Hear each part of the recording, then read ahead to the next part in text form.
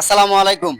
আমি এই মুহূর্তে আছি নরসিংদী সদর আলোকবালী ইউনিয়ন একটি কমিউনিটি ক্লিনিক সরকারি হসপিটালের সামনে, যা বর্তমান সময় এখন প্রায় 12টা বাজতেছে, কিন্তু সরকারি হসপিটাল এখনো তালাবদ্ধ। এই যে আপনাদেরকে দেখাই, ভিতর দিয়ে তালাবদ্ধ করে রাখা আছে। এমনকি এখানে কোনো সরকারি ডাক্তার আসে না।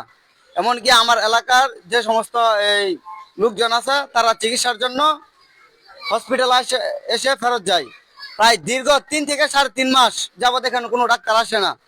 ডাক্তার আসলেও কি হয়, ওষুধ নাই, ওষুধ থাকে না। একটি সরকারি কমিউনিটি ক্লিনিক এভাবে চলতে পারে না। কিন্তু আমাদের আলোকবাল ইউনিয়ন, এটি আমার জানা মতে মনে হয় আলাদা কোনো রাষ্ট্র, যার কারণে কোনো সরকারি হসপিটালের এমনকি সরকারি বিভিন্ন ধরনের যে সমস্ত কার্যকলাপ মানে বিলম্ব ঘটে, এমনকি আসে না। এখানে অনেক রুগী আসে কি ঘুরে যায়, যে হসপিটালের মধ্যে ডাক্তার নাই, ডাক্তার তালাবদ্ধ থাকে। আবার আসলে দেখা যায় যে ওষুধ থাকে না। একটি সরকারি হসপিটাল কিভাবে চলতে পারে? দীর্ঘ 3.5 মাস যাবত এভাবে চলতেছে।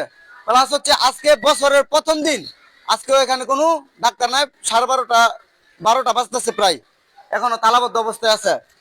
আমার এলাকার যে সমস্ত যুবক ভাইরা এমন এই সচেতন ভাইরা আছেন, আপনারা একটু আওয়াজ তুলুন। আর আমরা হচ্ছে আলোকবালী ইউনিয়ন নরসিংদী সদরের আওতাধীন।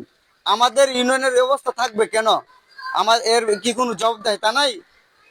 আপনাদের সকলের কাছে রিকোয়েস্ট থাকবে, ভিডিওটি শেয়ার করে দিবেন। এমনকি সিভিল সার্জন, এমনকি সরকারি যে সমস্ত আমাদের ইউনিয়নের সরকারি কর্মকর্তা আছে, তারা যাতে এই বিষয়টা নিয়ে একটু কথাবার্তা বলে, এটাই আমার দাবি। আমি আমার জায়গা থেকে আমি একটু আওয়াজ তুললাম, বাকিটা আপনাদের ইচ্ছা। সকালে ভালো থাকবেন। আসসালামু আলাইকুম।